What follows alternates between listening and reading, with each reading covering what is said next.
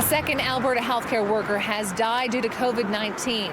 While this pandemic has been raging for over 9 months, putting a strain on our healthcare system and putting our frontline workers at risk each and every day, it hasn't been until this past week that our Alberta healthcare workers have paid with their lives.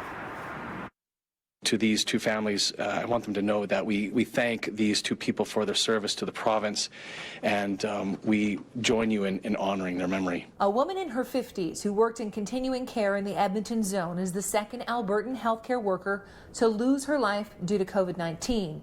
This following the death of a Calgary man, Joe Corral, who contracted the virus from Bethany Senior's home where he was working. Health Minister Tyler Shandro says the province is pushing ahead with trying to immunize and protect frontline workers like these two who died. Starting this week, Phase 1A will include immunization of healthcare workers and home care. The province announcing 843 new cases from just over 10,000 tests for a positivity rate of 8.2%.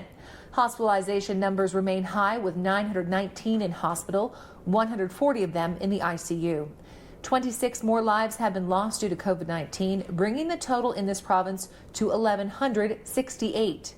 While officials continue to ask Albertans to stay the course, follow guidelines, and keep bending the curve, they also understand your frustration and waning patience following recent revelations of government officials and staffers flying abroad over the holidays.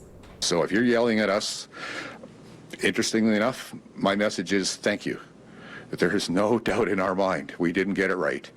What we have to offer is a commitment to get it right in the upcoming days, weeks, and months. When I've stood up here, have asked Albertans to be compassionate with each other when we all make mistakes and when we do things that we shouldn't do.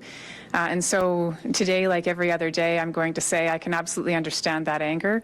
I also know that all of us, all Albertans, are really sick and tired of COVID, and sometimes that leads to lapses in judgment.